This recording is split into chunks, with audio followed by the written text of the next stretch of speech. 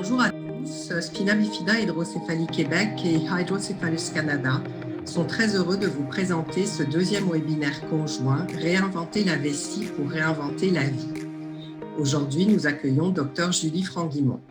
Dr Franguimont est assistante professeure d'urologie à l'Université de Montréal et pratique l'urologie pédiatrique au CHU Sainte-Justine depuis 2004. Elle a obtenu son diplôme en médecine à l'Université de Sherbrooke et a parachevé sa résidence en urologie à l'Université de Montréal. Elle a par la suite complété ses études en effectuant une surspécialité en urologie pédiatrique aux États-Unis, d'abord à Miami, au Jackson Memorial Hospital de l'Université de Miami, puis aux abords de Philadelphie, au Alfred I. Dupont Hospital for Children de l'Université Thomas Jefferson. Elle s'intéresse particulièrement aux vessies neurogènes, à la reconstruction des voies génito-urinaires et aux uropathies obstructives. Au-delà de son implication locale, Dr Franguimont est très impliquée auprès d'associations nord-américaines afin de favoriser la rencontre de pairs et l'éducation médicale continue. Elle a notamment été choisie pour faire partie d'une classe de leadership de l'Association américaine d'urologie et milite pour promouvoir le bien-être auprès de ceux qui œuvrent dans le domaine de la médecine. Quelques mots sur le déroulement de ce webinaire. La présentation durera 40 minutes. Elle sera suivie d'une période de questions.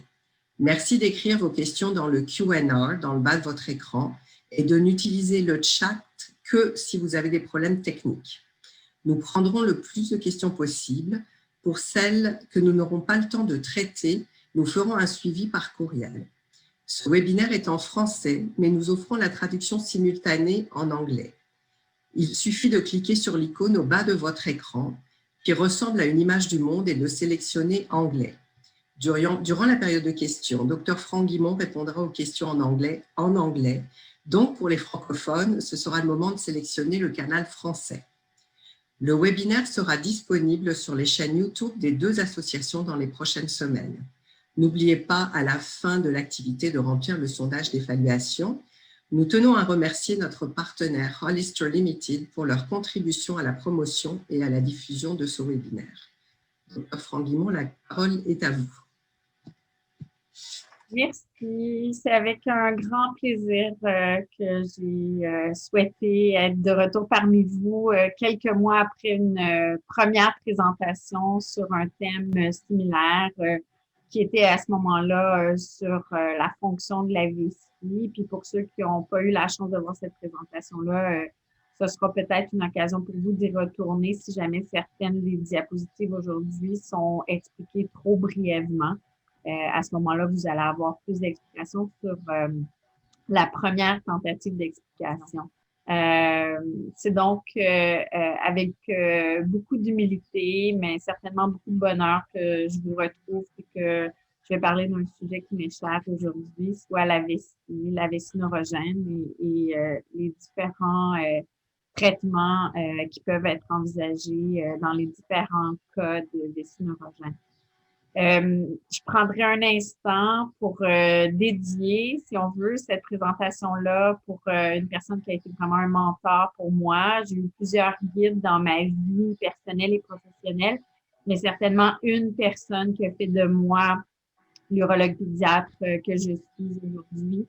Et si c'était pas de cette personne-là qui m'a montré plusieurs façons de faire pour prendre soin d'une clientèle qui m'est chère, ben, je ne ferais pas le métier que je fais aujourd'hui. Donc, Dr Ricardo Gonzalez, mon mentor, avec qui j'ai travaillé aux États-Unis, est décédé il y a quelques semaines maintenant. Ben, c'est à lui que je dédie cette présentation-là. Et donc, sans plus tarder, je vais partager mon écran et débuter la présentation. Et donc, vous devriez voir à l'écran ma présentation. S'il y a un problème de son ou de vision, s'il vous plaît, m'arrêtez. On prendra les questions à la fin, mais si jamais il y a vraiment une question criante qui est à propos au moment de présenter une diapositive, ça va me faire plaisir de m'arrêter puis de répondre. Parfait. Donc, j'ai pas de conflit d'intérêt. Si ce n'est que je suis chirurgienne dans l'âme, dans le cœur, puis juste au bout des doigts.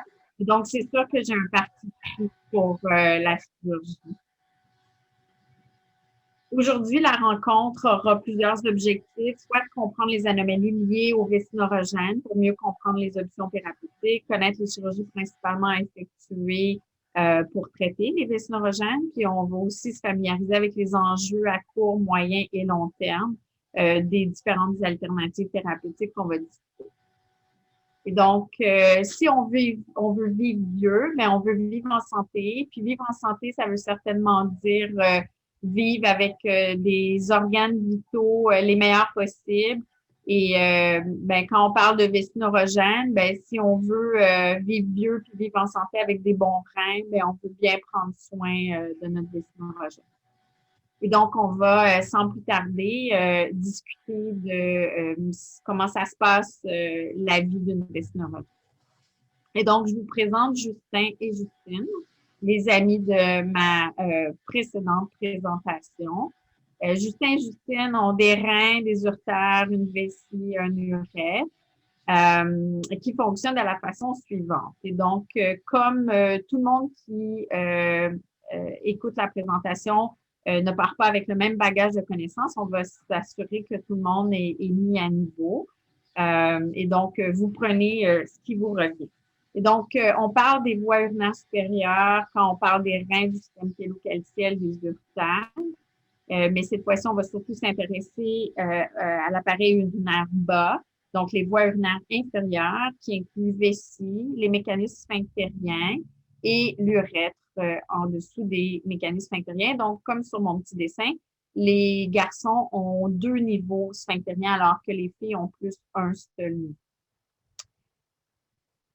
Et donc, les voies urinaires supérieures, ben, c'est comme une usine de production, puis ça compte sur le fournisseur. Ça veut dire qu'il faut bien boire pour bien s'hydrater, bien aider nos petits filtreurs à fabriquer de l'urine pour finalement avoir un système de drainage adéquat.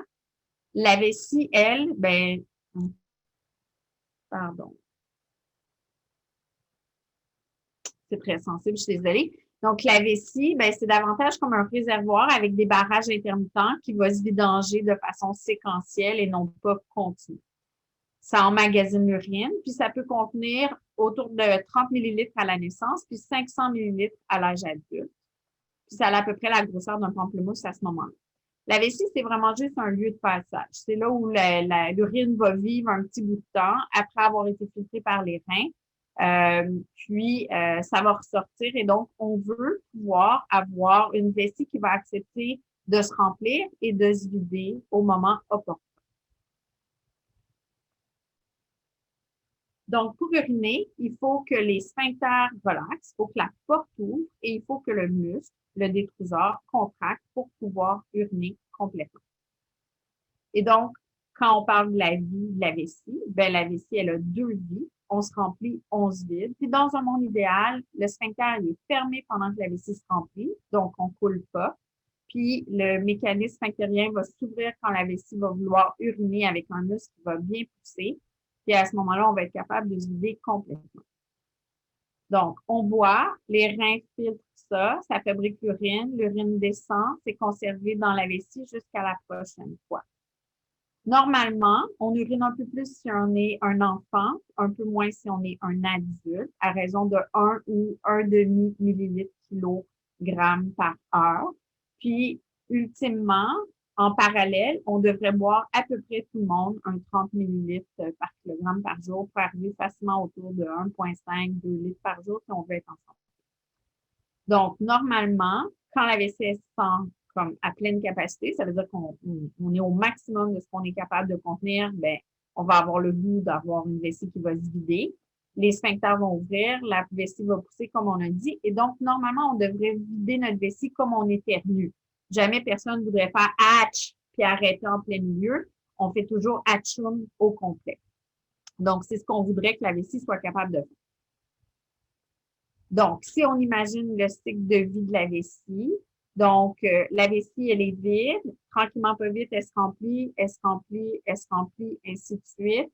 On se sent vraiment plein, on ouvre le sphincter et on est capable d'expulser l'urine pour recommencer à avoir une vessie qui se remplit. Donc, ça existe comme concept, mais ça existe dans le temps aussi. normalement, on devrait être capable d'imaginer, bon, si par exemple à 7 heures j'ai été faire pipi, ben peut-être c'est jusqu'à 9 heures avant la prochaine fois que je vais retourner. Et quand vous venez nous voir avec vos calendriers, que vous mesurez soit le volume uriné ou le volume obtenu par un cathétérisme, si c'est la façon de vider la vessie, ben c'est un peu comme ça qu'on imagine la journée. Quand est-ce qu'on s'est vidé? Combien de temps ça a pris pour se remplir? On s'est rempli à quelle grandeur de vessie? Et comment on a réussi à vider notre vessie par la suite. Donc, normalement, la vaisselle est vide, elle se remplit sur une certaine période de temps, on va faire pipi ou on fait un café, on se vide et ainsi de suite. Donc, si on regarde, ça, c'est l'image reproduite d'une vessie, fait à la main par moi, parce que dans le contexte où on garde en mémoire ces présentations-là pour tout le monde qui souhaite le voir par la suite, ben, je ne peux pas vous reproduire nécessairement des choses pour lesquelles il y a des copyrights, alors il faut que vous tolériez mes dessins faits à la main. Alors, une vessie, normalement, ça a une certaine grandeur et ça pourrait être trop petit par rapport à ce qu'on souhaite ou trop grand par rapport à ce qu'on souhaite. Et puis, ça a un certain muscle qu'on veut pas trop faible par rapport à ce qu'on souhaite ou qu'on veut pas trop fort par rapport à ce qu'on souhaite. Et donc, ça, c'est le point de départ. Et donc, en vrai, les termes qu'on utilise en médecine, c'est les termes capacité viscérale pour dire combien on est capable de contenir, puis la fonction du détrusor ou la fonction musculaire quand on regarde plus l'habileté du muscle à relaxer ou à contracter. Et donc, normalement, si on part avec l'idée d'une vessie qui a juste la bonne grandeur, juste le bon muscle, la vessie, elle se remplit, se remplit, se remplit, se remplit. Et là, on va faire pipi au complet. Mais si jamais le muscle est trop faible, comme ici, ben la sortie d'urine ne sera pas super bonne. Et donc, on parlerait à ce moment-là d'une vessie dont la vie de remplissage est correcte, mais le moment de la vidange est moins bon. On se complique la vie un peu. Peut-être que le temps où la vessie se remplit, ça ne va pas non plus. Donc, normalement, la vessie se remplit, se remplit, se remplit. Et jusqu'à être à pleine capacité, si on a un petit capteur de pression dans la vessie qui décortique comment la vessie se comporte, ben, on ne verra pas de différence vraiment. La vessie va avoir la même pression à l'intérieur, c'est-à-dire à peu près pas de pression, tant qu'on ne sentira pas à la toute dernière minute là, ou seconde que, hop, on a envie. Mais dans d'autres cas, la vessie, elle aime de moins en moins se remplir, puis elle est de plus en plus crispée. Et donc, on voit vraiment les niveaux de pression monter. Et on peut aussi avoir un autre modèle où il y a une fluctuation. C'est comme si la vessie, elle est crispée, mais en plus d'être crispée, elle contracte par-dessus son attitude crispée. Et donc, ça fait des variations de pression en cours de remplissage de vessie. Si on rajoute à ça comment le sphincter, se comporte, et donc, normalement, on a un sphincter juste correct, pas trop serré, pas trop lousse, bien, si le sphincter est trop crispé ou si on a une blessure dans l'urètre ou une reconstruction de l'urètre avec une cicatrice vilaine, bien, on va peut-être avoir le muscle trop fort qui va empêcher l'urine de sortir quand c'est le temps. Ou on pourrait avoir un muscle qui veut pas du tout contracter, qui a été blessé ou qui est de façon naturelle écoute des messages qui viennent des petits nerfs dans le dos. Puis à ce moment-là, le muscle est très relax et là, on va plutôt perdre nos urines. Donc, ça, c'est comment les vessies se comportent. Donc, si on essaie de mettre tout ensemble, comment les muscles, comment la grandeur de vessie, comment le remplissage, comment la vidange, comment le sphincter se comporte, bien, on a à peu près 4 modèles classiques. Et donc, on peut avoir le modèle vessie trop faible, le modèle vessie trop crispé, le modèle sphincter trop fort ou le modèle sphincter trop faible. Si on pousse ça plus loin, on va se dire, mais le pire qui arrive à quelqu'un dont le muscle est faible, c'est que ça va être difficile de faire pipi. Si le muscle est trop fort, ça va être difficile de se retenir, la vessie veut toujours faire pipi. Si on a un sphincter trop faible, ben on retient pas bien le pipi, donc ça coule. Et si on a un sphincter trop fort, la vessie, elle a beau être assez bonne, mais uriner va être difficile. Si vous avez fréquenté un peu les cliniques d'urologie de par votre maladie ou de par votre travail ou vos occupations, bien, vous avez peut-être vu nos toilettes qu'on dit magiques ou spéciales. Et donc, c'est le capteur de pression qui se retrouve au fond là, de l'appareil qui nous aide à voir comment ça se passe quand c'est le temps de faire pipi. Donc, si on imagine comment ces personnes-là font pipi puis comment ça se répercute sur notre débit-mètre, mais si on a de la misère à uriner, on va utiliser notre ventre et donc on va faire varier notre façon d'uriner. Si on a un muscle super, super fort, au moment d'uriner, on va être très, très bon. On va faire une belle courbe en forme de clochette. La même chose, notre sphincter, s'il est un peu trop faible, on coule un peu entre les temps de faire pipi, mais quand c'est le temps de faire pipi, on se vide super bien. Et si le sphincter est trop, trop fort, il nous empêche de bien uriner, ben, le jet va être anormal également. Donc, si on transporte le concept de j'ai de la difficulté à uriner ou j'ai de la difficulté à me retenir en termes de traitement potentiel, si mon muscle est mauvais puis j'urine pas bien, ben c'est peut-être des cathéters que j'ai besoin d'utiliser. Si mon muscle est trop, trop coquin, trop crispé, veut toujours travailler, c'est peut-être de la médication que j'ai besoin, mais si la médication ne fait pas l'affaire, c'est peut-être une chirurgie que j'ai besoin. Si le muscle est trop grand ouvert, généralement, les sphincters, ben, ça va être des chirurgies. Et si les sphincters sont trop, trop, trop crispés, il peut y avoir certains médicaments qui sont utilisés, mais généralement, les cathétérismes vont être requis. Et donc, si on se dirige vers le concept d'une vessie neurogène qui a besoin d'une chirurgie, qui est un petit peu plus la saveur du jour qu'on souhaite discuter, mais si on parle de chirurgie pour augmenter la retenue vésicale pour un sphincter qui est trop faible, trop grand ouvert, qui laisse couler l'urine, à ce moment-là, on peut utiliser des agents de remplissage, donc une petite injection pour venir mettre du calfeutrin si on veut. On peut créer une espèce de petit hamac sous l'urètre qui donne l'allure d'une bandelette, qu'on appelle une bandelette sous-urétrale. On peut utiliser un sphincter urinaire artificiel, mais c'est pas approprié pour tout le monde. On peut avoir carrément une façon de reconstruire la sortie d'urine qui s'appelle une plastie du col ou carrément fermer le col si ça veut couler trop. Et on peut aussi aller en fermant le col ou en réduisant la sortie d'urine par en bas, aller choisir un autre chemin, comme en créant un conduit continent cathétérisable que on appelle Mitrofanov, parce que c'est le nom du docteur qui a inventé cette chose-là.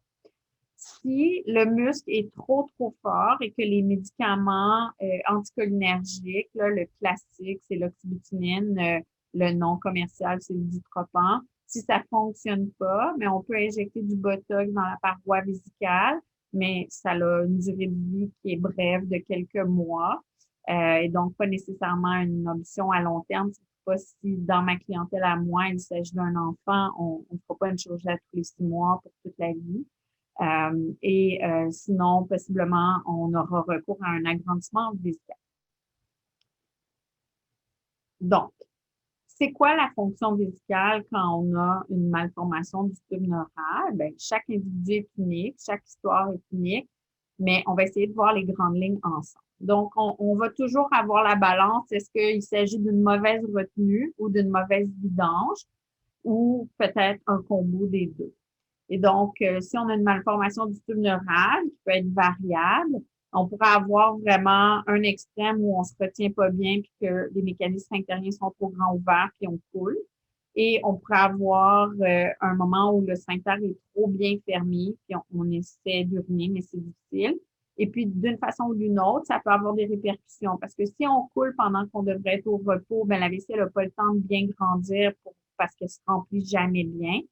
Et si on est plutôt à essayer d'uriner contre un chemin un peu trop fermé, ben on a une vessie qui devient un peu fâchée, frustrée de la vie, puis qui elle aussi se fait dire d'être crispée, puis musclée, puis donc qui se comporte avec une paroi vésicale trop musclée, trop crispée. Et malheureusement, le constat, c'est que quand on a une pathologie du tube neural, c'est pas rare d'avoir le combo des deux. Et c'est un peu bête ou plate de constater que des fois, pendant que c'est le temps de pas couler, on coule, mais quand c'est le temps de faire pipi, on n'est pas capable puis on fait des cathétérismes. Et donc, ça, on retrouve ça chez plusieurs patients qu'on soigne. Et donc, ici, avec une vision plus plus grande, on reprend un peu les mêmes images et donc on pourrait imaginer que sphincter rivière vient avec petite vessie crispée, puis sphincter fermé vient avec une petite vessie faible qui a de la misère à contrer l'obstruction créée par le sphincter qui est fermé. Et donc, si ça va pas, dans un premier temps, on va avoir recours à des anticholinergiques pour essayer de calmer la vessie, puis d'essayer malgré tout de couler moins. Mais si vraiment on n'est pas capable d'uriner correctement quand c'est le temps d'uriner, on va avoir recours à des cathétérismes. Et ça constitue au départ le traitement médical usuel, classique, pour essayer d'entreprendre une thérapie pour un traitement de vessie neurogène. Et donc, si les traitements médicaux fonctionnent pas, on peut avoir en tête de passer vers des options chirurgicales. Et donc, si on parle de chirurgie, c'est important d'envisager quelque chose qui est sécuritaire et socialement acceptable. Donc, moi, je suis comme la police des reins. Moi, c'est ma job d'être sûr que les reins de mes patients, ils vont être corrects. Quand on a une vessie neurogène, on est avec des reins normaux. La vessie, elle est peut-être pas normale dès le départ, puis elle va se détériorer possiblement au fil du temps ou rester avec un comportement comparable, mais qui, de façon additionnelle, là, au fil du temps, va avoir une répercussion sur l'arbre urinaire supérieur. Et donc, si on veut que les reins soient corrects, il faut que la vessie soit gentille. Donc, il faut que la vessie, elle se remplisse calmement, puis qu'elle se vide le plus complètement possible. Et puis, si on est sûr qu'il n'y a rien de grave, rien de dangereux pour les reins, bien après ça, on n'est pas obligé d'avoir de chirurgie. Si, par exemple, on a un sphincter grand ouvert avec une fuite d'urine sans cesse, mais que jamais on a un moment où le sphincter a le goût de fermer puis qui empêche la vessie de se vider, puis qu'on a vraiment juste la partie « je me remplis pas bien, je coule sans cesse, mais je suis vraiment capable d'être vide. En vrai, je suis presque vide toujours. » Mais ça, il n'y a personne qui a un gun sur la tempe pour avoir une chirurgie. Mais si on vide pas bien notre vessie, qu'on a un muscle qui est toujours fermé quand c'est le temps d'uriner, peut-être en parallèle, on a des fuites où on n'en a pas, et que là, vraiment, la vessie démontre des pressions anormales, trop vives, trop grandes, trop crispées.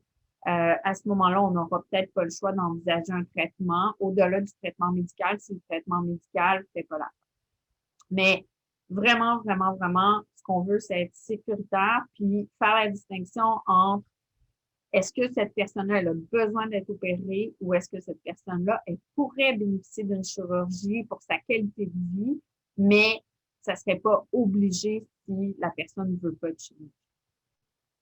Et donc, moi, je pense que quand on pense à la chirurgie, on pense au trio McDo.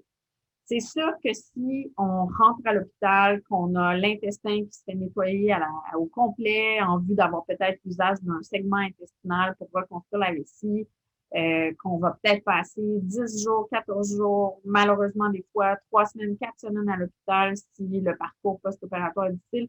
On veut être sûr que pendant qu'on opère, une chirurgie qui va durer plusieurs heures, des fois 4 heures, mais des fois 13 heures, ben on veut être sûr que on se fait une petite liste d'épicerie de tout ce qu'on veut. Donc, c'est le spécial Trio McDo, là. Voulez-vous une frite avec ça? Puis voulez-vous de la liqueur?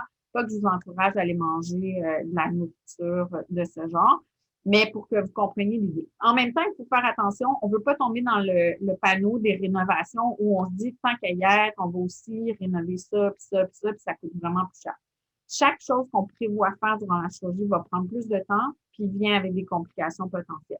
Donc, on ne s'invente pas des besoins qu'on n'a pas non plus. Il faut aussi penser en termes de fonction intestinale. Moi, je ne veux pas opérer un enfant pour qu'il n'y ait plus de fuite urinaire, mais qu'après ça, des cacas, ça ne va pas, puis qu'il porte des protections parce qu'il y a des fuites intestinales. On n'a rien accompli d'intelligence, si c'est ça. Donc, il faut faire un petit peu un plan de match, puis voir, mais c'est quoi les besoins, puis comment est-ce qu'on va répondre à ces besoins. Et donc, on va penser surtout, ben la vessie, est-ce qu'elle est trop petite, trop crispée, ou les deux. Et donc, en termes médicaux, on va parler de capacité réduite et de compliance altérée. Donc, la compliance, c'est la capacité que la vessie elle a de rester gentille malgré que la vessie se remplit. Mais si, au fur et à mesure que la vessie essaie de se remplir, la vessie devient de plus en plus crispée, ben ça, c'est pas une bonne affaire. Et donc, on va parler de différentes options chirurgicales, sans rentrer dans tous les détails qui dépassent largement le projet de la journée. On va discuter de différentes options chirurgicales. Puis quand il y a un astérix, c'est parce qu'on va en parler une petite affaire. Donc, certainement, quand une vessie ne fait pas l'affaire, la chirurgie classique, c'est l'agrandissement vésical, qui a un peu été mis de côté dans certains contextes au fil des dernières années parce que les injections de toxines botuliniques ont été des options envisagées dans certains cas. Mais comme je disais tantôt, s'il faut à tous les 6 ou 10 mois procéder à un traitement avec injection de toxines botuliniques, surtout en pédiatrie, ça se fait sous anesthésie générale. Et donc, c'est peut-être pas une option qui est viable à long terme. On peut aussi penser qu'on ne voudra pas avoir une chirurgie qui va nécessiter des cathétérismes parce que la personne elle-même ne peut pas ou parce que l'environnement de la personne ne permet pas ça. Donc, d'avoir un écoulement continu d'urine, mais contrôlé, soit par un conduit iléal avec un sac pour le conduit iléal qui recueille l'urine, ou une viscostomie qui va avoir à ce moment-là un écoulement d'urine dans la couche. Ben, ça peut être des belles options viables et certainement des options gentilles pour la fonction des reins. Il n'y a rien de mieux que du pipi qui coule sans cesse pour préserver la fonction. Pour ce qui est des autres éléments, parce que je ne peux pas juste vous parler d'une chirurgie de vessie sans vous parler que d'autres éléments anatomiques à considérer, donc les uretères tout près, puis l'urètre, puis le sphincter. Donc, est-ce qu'il y a du reflux? Est-ce que c'est possible d'uriner ou est-ce que c'est difficile? Est-ce qu'il y a un sphincter qui va juste fermer chaque fois qu'on essaie d'uriner? Donc, ça s'appelle une dysynergie vésico-sphinctérienne. Le mot dysynergie, ça veut dire que c'est désorganisé. Donc, normalement, si on fait pipi, on se dit, ah, tiens, je vais faire pipi, ben, je vais ouvrir le sphincter avant de faire pipi. C'est sûr qu'on pense pas à ça consciemment, mais c'est comme ça que ça se passe. Mais si, dans notre corps, les nerfs décident de faire le contraire puis de dire au sphincter de fermer chaque fois qu'on essaie d'uriner, ben, c'est comme à l'envers de ce qu'on voudrait. Puis ça s'appelle une dysynergie vésico-sphinctérienne. Est-ce qu'il y a des fuites d'urine? Est-ce que le sphincter est compétent? C'est-à-dire, est-ce que le sphincter est capable de rester en position fermée? Puis est-ce qu'il y a une pression générée sur l'urètre assez forte pour être capable de retenir l'urine si, par exemple, on tousse? Est-ce que l'urètre est normal ou pas? Est-ce qu'il y a eu des traumatismes au fil du temps? Si, par exemple, on a eu plein de cathétérismes et qu'il y a eu des blessures, ben peut-être que de penser qu'après la chirurgie, on va utiliser l'urètre pour faire des cathétérismes, c'est peut-être pas une bonne idée.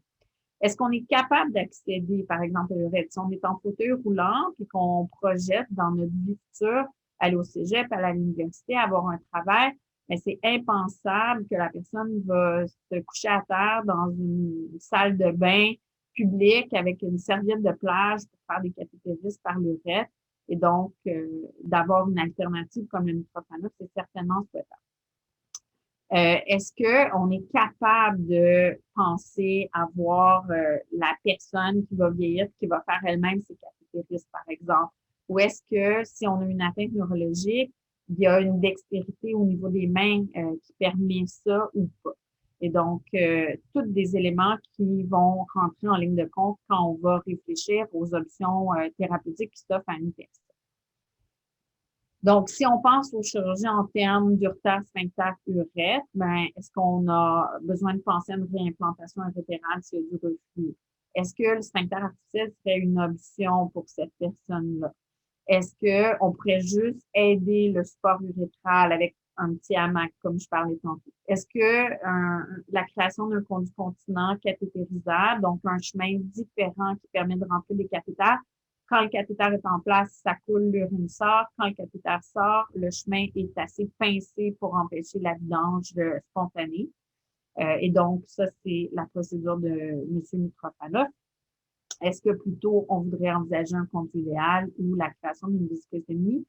La vésicostomie, un petit mot sur la vésicostomie, ça peut être fait chez les personnes de jeune âge.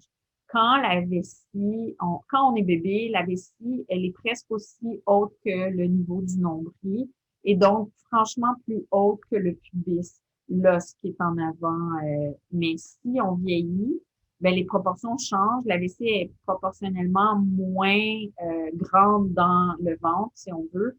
Puis la vessie se cache derrière le pubis et à ce moment-là, c'est difficile de faire une chirurgie qui va chercher la vessie et qui l'amène à la peau en avant.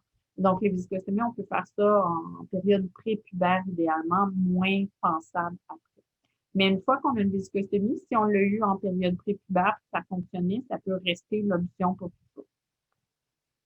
Et donc, il faut penser que la vessie, c'est comme un sac à main.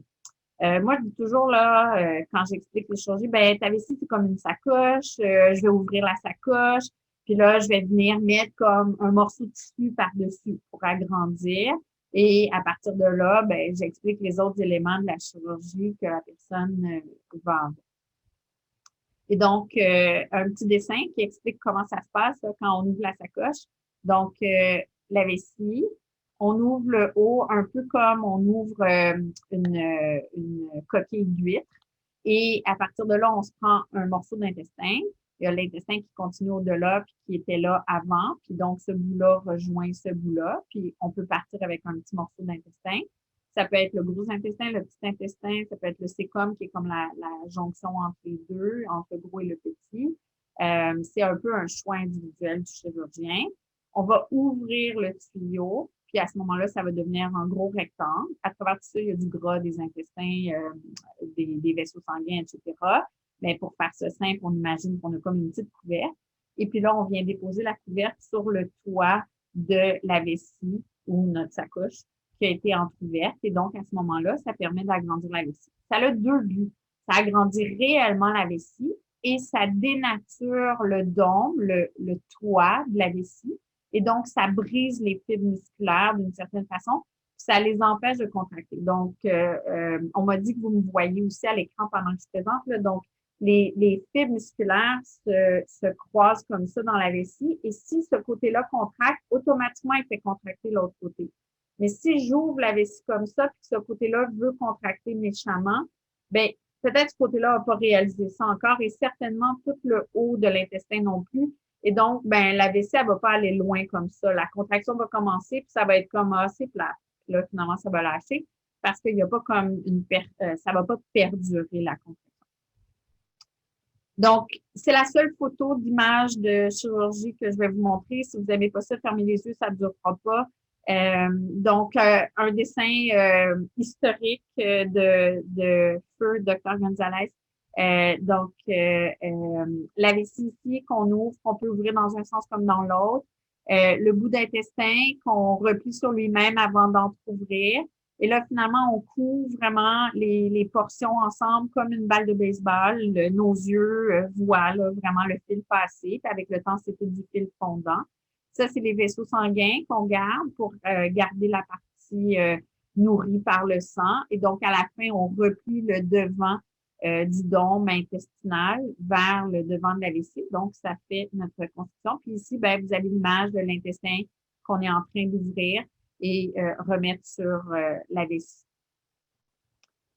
Et donc, pour ce qui est des sphincters, si le sphincter, ça va pas, ben, on peut passer faire des réparations à ce niveau-là. Et donc, j'ai d'autres images. Ça, c'est une publication d'il y a quelques années. Un dessin que j'ai fait pour montrer comment on installe donc des bandelettes. Les bandelettes, souvent, c'est de la ponévrose. Donc, vous savez, là, si vous mangez des steaks, il y a comme toujours une petite ligne blanchâtre à côté du muscle. Bon, mais on a ça dans notre ventre aussi, donc ça ne sert pas à grand-chose, là. Et donc, on prend un petit morceau de ligne blanchâtre de la personne elle-même et on la garde de côté dans une solution souvent d'antibiotiques le temps qu'on prépare la chirurgie. Et donc, vu de l'intérieur, les pieds de la personne sont là et donc le nombril ici. Et donc, ça, c'est la vessie. Puis ça, c'est le début de l'urètre avec les mécanismes sphinctériens que nos yeux ne voient pas vraiment. Et donc, on passe sous l'urètre. Si chez la fille, on passe devant le vagin, mais sous l'urètre. Et donc, on vient passer notre petite bandelette comme ça, qui souvent mesure à peu près 1 cm par 8-10 cm de long. Et donc, on croise devant en faisant comme une espèce de petit ceinturon, puis un peu comme de hamac. Et ça, c'est le pubis ici qui est dessiné. Donc, on fixe derrière le pubis. Et donc, ça offre un support là, pour retenir l'urine. D'autres options pour ce niveau-là de la chirurgie, ça peut être l'usage d'un sphincter urinaire artificiel. Et donc, ça, c'est des images jadis fournies par AMS, là, qui est le fabricant. Il n'y a pas vraiment de compétition dans ce milieu-là. Donc, si vous avez jamais vu, là, les sphincters urinaires artificiels, ça comporte trois composantes. La première composante, c'est un réservoir qui contient du liquide. Et de façon naturelle, au repos, le liquide, en fait, se promène dans la tuyauterie puis rentre dans l'espèce de petite ceinture qu'on appelle le manchon. Et de façon usuelle, le liquide est dans le manchon. Et donc, ça sert le chemin pour uriner, comme vous voyez sur l'image ici. Et donc, la petite ceinture vient serrer l'équivalent de ce que serait le mécanisme sphinctérien naturel. Et donc, quand c'est le temps de faire pipi, ou en vrai, des fois, c'est pas une vessie qui est capable de pousser, mais c'est une vessie qui peut couler tout seul. Mais à ce moment-là, on peut venir activer la petite pompe qui est illustrée ici, comme une petite zone de piston, si on veut. Et donc, on pousse le liquide qui choisit de retourner temporairement dans la balloune. Et donc, la balloune est cachée dans le ventre. Et donc, à ce moment-là, l'urine peut couler complètement. Et automatiquement, le liquide, après quelques temps, généralement en 2 minutes, revient à reculons puis vient resserrer le petit chemin. Et donc, ça, c'est l'image d'un patient pour qui on met du colorant dans le produit. C'est pas juste du liquide transparent comme de l'eau. Et donc, ça nous permet aussi au fil du temps, si jamais la personne soudainement a des problèmes, on peut vérifier que le mécanisme sphinctérien fonctionne toujours. C'est pas une option qui s'offre à beaucoup de gens.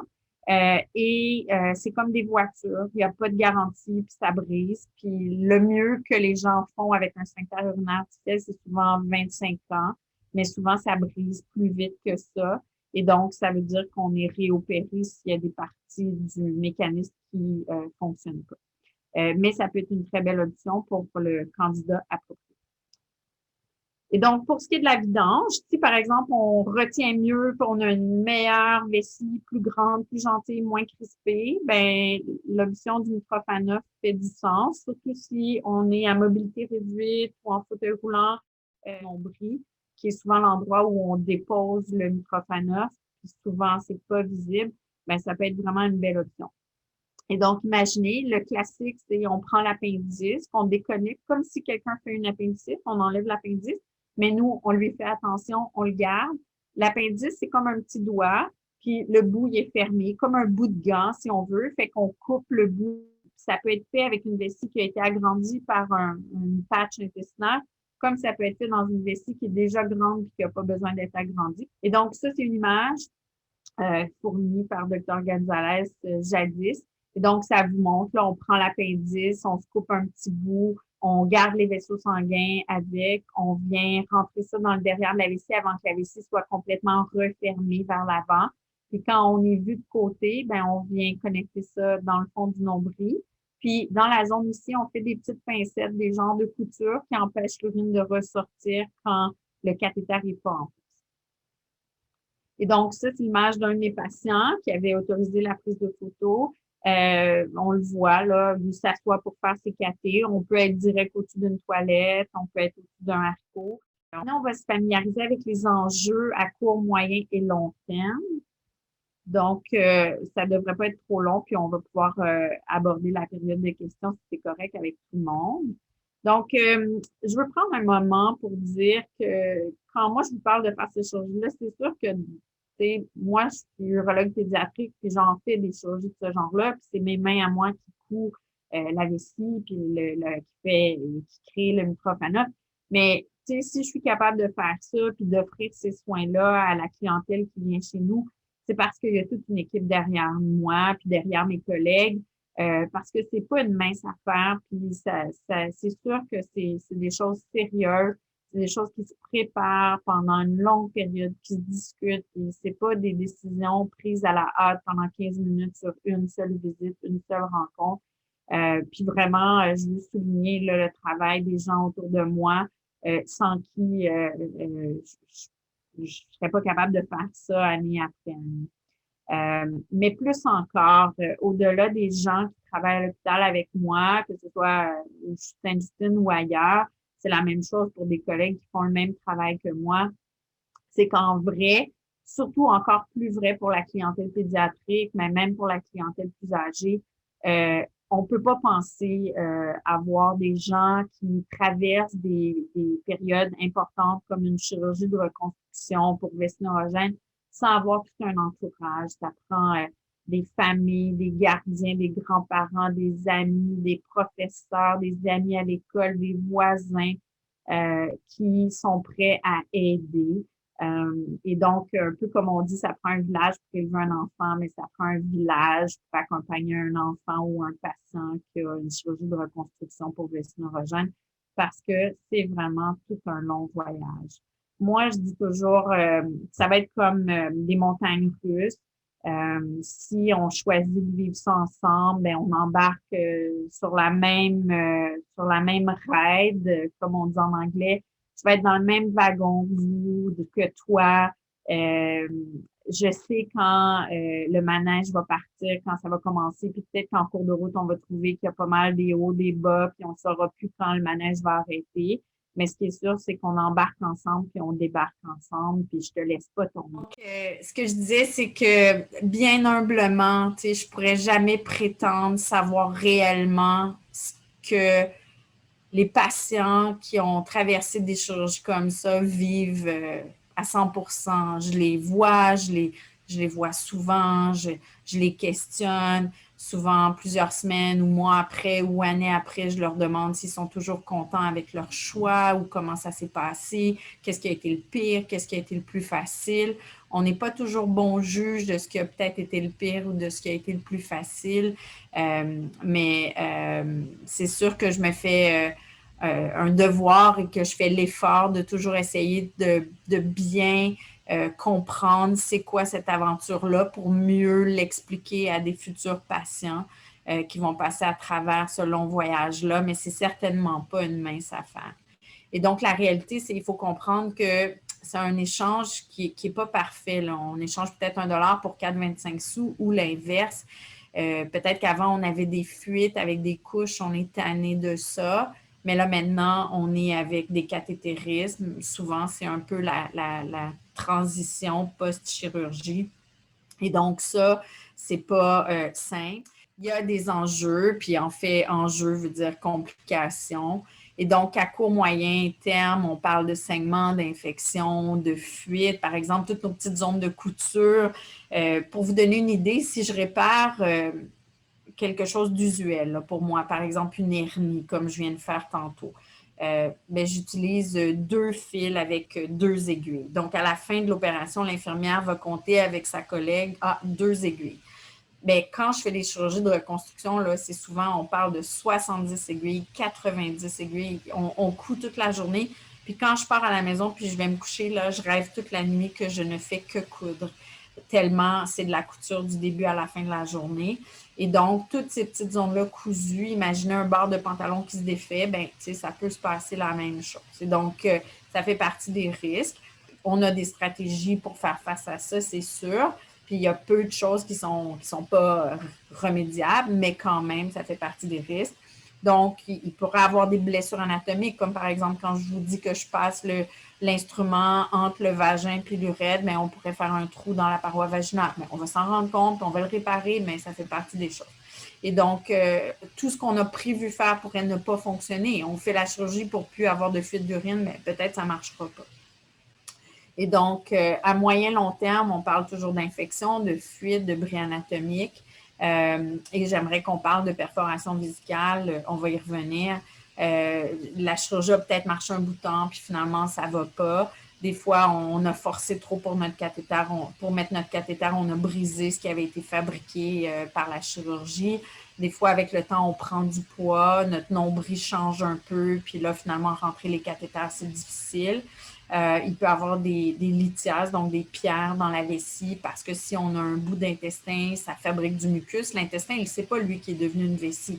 Donc, il fait toujours du petit mucus qui ressemble un peu comme quand on se mouche le nez, donc des sécrétions un peu de ce genre-là. Et donc, c'est important de faire des nettoyages de la vessie avec les irrigations pour sortir le mucus, parce que si le mucus ne sort pas, il reste sur place, il ne va jamais fondre, puis il devient un foyer pour des petits cristaux qui prennent ensemble, qui développent des pierres. On peut avoir des problèmes métaboliques, donc la paroi d'intestin, elle ne sait pas qu'elle est une vessie et donc l'urine qui a été fabriquée va être réabsorbée un petit peu par la paroi d'intestin comme si c'était de la nourriture. Et donc, on a fabriqué notre pipi une première fois, c'est comme si notre bout d'intestin va réabsorber ça puis va renvoyer ça dans notre sang, dans nos reins une autre fois. Fait que les reins vont travailler plusieurs fois pour fabriquer le même pipi. Puis, il peut y avoir des tumeurs. C'est un peu moins vrai de nos jours parce que, d'abord, on est vigilant à surveiller. Et il y a surtout une chirurgie ancienne qu'on ne fait plus où on connectait les chemins d'urine direct sur le rectum. Ça se mélangeait le pipi avec les cacas. Ça faisait des cacas mous, mais les gens ils faisaient juste des cacas dans la vie. Ils ne faisaient plus de pipi. C'était fantastique. Ils étaient super contents. Ils appréciaient ça parce qu'il n'y avait plus de fuite, plus de couches, plus rien. Mais ces gens-là ont développé beaucoup de cancers. Donc, on reste quand même vigilant. Ce qu'on sait, c'est qu'il ne faut pas mélanger pipi caca ensemble. On peut prendre l'intestin, l'amener du côté des pipis, puis après ça, c'est que du pipi de ce bord-là. Mais le mélange des deux, c'est mauvais. Et donc, quand on parle de bris anatomique puis de perforation vésicale, en fait, c'est de savoir que toutes les chirurgies, toutes les coutures qu'on fait peuvent être appelées à fuir. Surtout vrai au début, après qu'on a fabriqué la vessie, pas longtemps après, mais à long terme, si on étire et on ne fait pas bien nos cathétérismes, toutes les ondes qui étaient des ondes cousues jadis, qui ont toutes guéri, les fils sont fondus, mais c'est des ondes très, très, très fragiles qui peuvent faire pouf, un peu comme une gomme ballon qui éclate. Et donc, c'est pas comme le brossage de dents. Hein, les brossages de dents, si c'est le party de Noël, là, puis il est 3 heures du matin, vous allez vous coucher, puis vous décidez, moi, ce soir, je ne me brosse pas les dents, peut-être ça va faire, puis vous n'allez pas avoir de caries plus la prochaine visite chez le dentiste. Mais la vessie, elle n'a jamais, jamais, jamais de repos. On ne peut pas se dire, ah, là, ce soir, ça ne me tente pas, je ne fais pas mon café. Donc, il faut toujours, toujours, toujours continuer. Puis donc, ça, c'est psychologiquement lourd à porter. Les pierres, j'en ai parlé, il faut faire les irrigations. Ça, c'est une photo, c'est une règle de 15 cm. C'est les pierres retrouvées dans la vessie d'un patient après quelques mois à peine d'une reconstruction vésicale parce que les irrigations n'étaient pas faites. Puis donc, ça fait des pierres de vessie. À ce moment-là, il faut être réopéré. Et donc, les vessies neurogènes, c'est un problème unique pour une personne unique qu'on traite de façon bien précise. Mais c'est toujours de façon grossière lié soit au remplissage ou à la vidange ou aux 2 temps de la vessie, de la vie vésicale. Les options, c'est varié. Puis chaque option va être choisie vraiment en fonction d'un patient donné. Puis la priorité, ça devrait toujours de vouloir faire quelque chose de sécuritaire, surtout pour les reins, mais aussi quelque chose de socialement acceptable. Il n'y a pas de solution parfaite, mais une vessie reconstruite, c'est une nouvelle façon de vivre.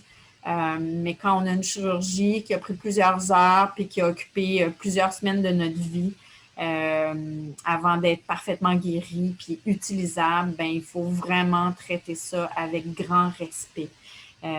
Moi, j'ai déjà eu un patient qui avait une autre maladie qu'une vessie neurogène, mais qui a eu une reconstruction comparable, puis qui soudainement, à l'adolescence, voulait rien faire, faisait ses cathés tout croche. Puis je lui ai dit, c'est comme si tu m'avais demandé d'aller dans ta maison, faire une rénovation de ta cuisine, puis que j'avais mis toutes des belles armoires blanches spectaculaires, toute ta famille est contente, puis que là, tu m'invites à venir voir ta cuisine, puis tu as mis des graffitis sur toutes tes portes de cuisine. Fait que j'ai dit, moi, ta chirurgie, là, j'ai passé plusieurs heures à faire ça, tout était parfait, c'était super beau, puis là, tu es en train de tout gâcher. Donc, c'est important de bien choisir le moment puis d'être bien prêt.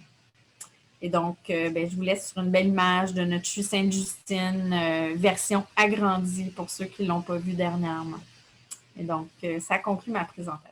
Alors, pour la période de questions, on va commencer par les questions en français et ensuite, on va passer aux questions en anglais. Donc, sans plus tarder, je vais vous poser la première question qui nous vient de Madame Ladouceur, qui nous dit « On se sert encore de bandelettes avec tous les problèmes qu'on a entendu parler ?» Je pense que c'était une interrogation au cours de votre présentation. Oui, les bandelettes dont on a entendu parler, c'est des bandelettes de produits synthétiques.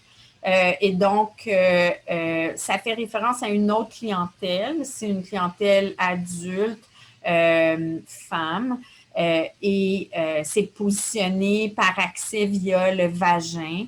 Et donc, c'est tout à fait différent de ce dont moi je vous ai parlé tantôt, qui est une bandelette à même les tissus de la personne, positionnée avec un accès à départ de l'intérieur du ventre. Et donc, ça, c'est la réponse facile et courte. J'aimerais rajouter qu'il y a eu beaucoup de mauvaise presse, puis il y a encore des interrogations à ce sujet-là, mais il y a eu quand même plusieurs bandelettes synthétiques installées pour des jeunes femmes qui en avaient besoin, puis qui ont été tout à fait satisfaites, puis qui vont très, très bien. Malheureusement, quelques cas qui ont moins bien évolué ont donné un son de cloche plus fort que ceux pour qui la vie continue puis que tout va bien. Donc, il y a encore des chirurgiens compétents capables de mettre des bandelettes synthétiques là, pour des patients appropriés. Fait que peut-être pour une femme plus vieille avec vessie neurogène, je ne sais pas, mais en pédiatrie, non. Très bien, merci.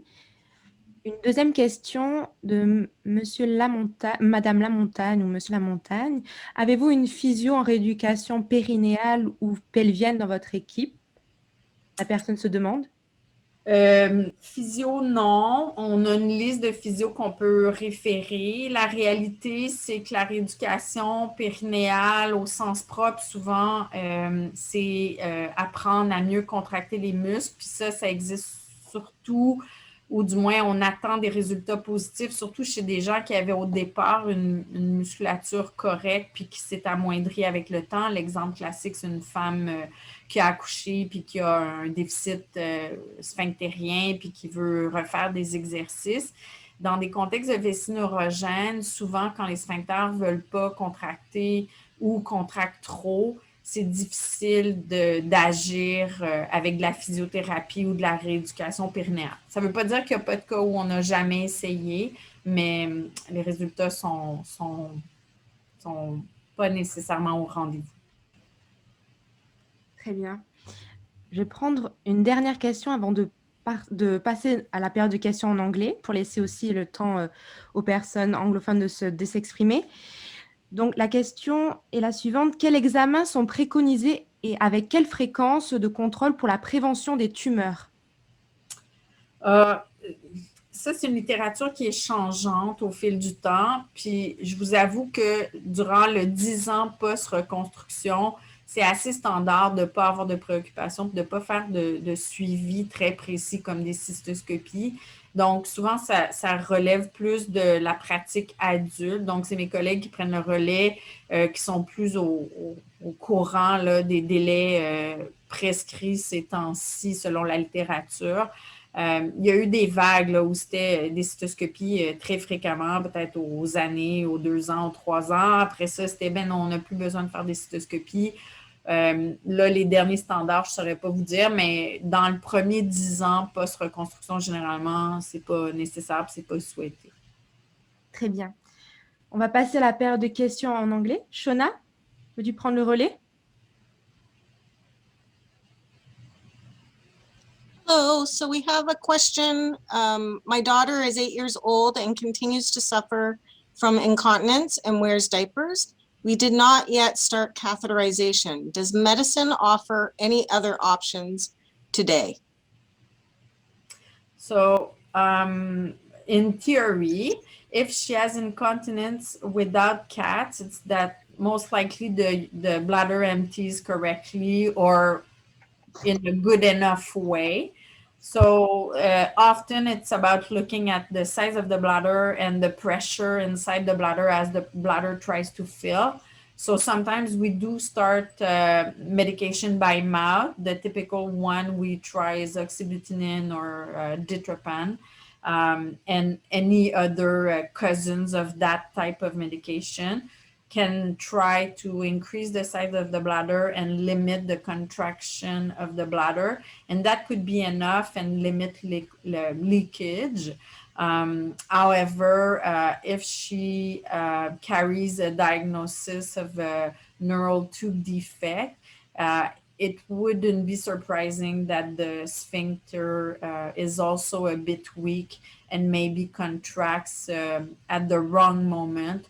So it's not rare that if we do move forward and we attempt to introduce some medication by mouth, that we may realize that suddenly the bladder that was emptying is not emptying as well, and there's a need for catheterization. So sometimes the caregiver may realize if we do move forward and the family doesn't want to use catheters, then it may be something we want to postpone, as long as the kidneys are okay. Because if the kidneys don't fare well, it's time to move on, even if people don't want to do catheterization.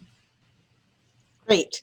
Next question. Are Botox injections for bladder control more effective than medication? I didn't look at that literature last night. I rarely use it in the pediatric population because it's not a long-standing solution. Often it's been used because it carries side effects. It's been used for those in whom the medication didn't work, because the medication you can always take and you don't need to go to the OR, or you don't need a repetitive procedure every 6 to 10 months. It varies. So I'm not aware of a true comparison, because often it's an option that's attempted once the medication is not enough. So it's an add-on more than a true comparison. And if it were me, I'd rather take medication than have a Botox injection every so many months. Okay, and last question, it's kind of a combined question. At what age do you recommend operations to occur when the individual has continuous leaks? And what are the benefits of having the Mitrofanoff procedure for bladder management? Okay, so my experience, it's been more than 20 years doing pediatric urology. My experience is that most patients, when they turn 13-ish, they enter a big cloud, and whatever they're doing at 13, they will continue to do until they're 18. So either they're on track, they do their thing, and everything is okay, and they move forward and they reach adulthood, or they enter the teenage years doing everything wrong, and it will more or less remain the same till they're 18. Then they want the intimacy and they want the doctor to do more. So my take on it is to try to imitate normal life as much as possible. So I aim for continence for someone who wants it to occur during at least primary school. I think they're on board, they want it, they behave appropriately, and they understand that there's a difference. If they put the effort that's required, they will obtain what they want. So it's not realistic to think of doing that during kindergarten. They're not old enough, and you would have to rely on a lot of personnel at school, which is often tricky. But I'd say around 10 is often the moment I try to discuss it more. So between 10 and 12. But recently I've had an 8-year-old girl who really wanted it and went through the process, and is doing great, and she cats herself and at school and everything. I'm told I'm supposed to see her soon. So so that's the part for the age. For the Mitrofanoff, if you walk, you can access your urethra. Your urethra is healthy. Then there's no way we should want Mitrofanoff done, because I can never replace a normal urethra that's perfect. But if mobility is difficult, if reaching the urethra is difficult, if the urethra was damaged, if you're wheelchair bound, then it's certainly interesting to consider Mitrofanoff, because you can sit in a wheelchair, go in a handicapped bathroom, and reach over the toilet and cat yourself and drain your bladder so you can work and attend school, and you don't have to rely on finding a way to lie down somewhere during the day to cat yourself. So that's, I would say, that's what comes out of the Mitrofanoff procedure as being the most important thing. And when Mitrofanoff thought of that idea, he thought of the medical aspect of it, creating the channel and making the channel continent, meaning it's not going to leak when you don't have a catheter in place. But Mitrofanoff never understood how incredible the idea was and how much it would change people's life, because he wasn't caring for kids with a neurogenic bladder or complex GU pathology. He was just like a surgeon, a urology surgeon, who thought of that during a lunch break with his student, and they drew on a napkin the idea of the Mitrofanoff. That's awesome. Thanks so much. You're welcome. No more questions from the English. Oui, on aurait une dernière question à vous poser avant de conclure, de Nadia Dallaire, qui dit est-ce qu'avec les années, il peut y avoir une détérioration du système urinaire? Si on a été opéré à l'âge de 10 ans, est-ce qu'on peut prévoir des complications 30 voire 40 ans plus tard? Mais l'âge de la chirurgie n'importe pas nécessairement. C'est sûr que je vous apprendrai rien sur l'espérance de vie qui a drastiquement changé dans les dernières années. Et avant l'arrivée des cathétéristes, qui est l'invention de l'apidèse, il y a peut-être 40, 60 ans, mais les gens mouraient d'insuffisance rénale avec infection urinaire, souvent un sepsis, puis une détérioration de la fonction rénale. L'arrivée des cathétéristes, ça a été révolutionnaire sur la qualité de vie puis la survie des gens. Puis maintenant, les chirurgies en parallèle ont aussi amélioré la qualité de vie, pas nécessairement autant la survie. Et donc, on n'a pas nécessairement un recul de voici il y a 100 ans ce que les patients vivaient quand il y avait eu 40 ans avant une chirurgie de reconstruction. Mais on commence à voir ces patients-là vieillir. Il y en a des patients dans la soixantaine, dans 70 ans qui ont eu des reconstructions, que ce soit pour des histoires de vessie neurogène ou d'autres malformations complexes pour lesquelles on fait des chirurgies comparables. En fait, moi, je pense que la meilleure chance de bien faire, c'est la première fois.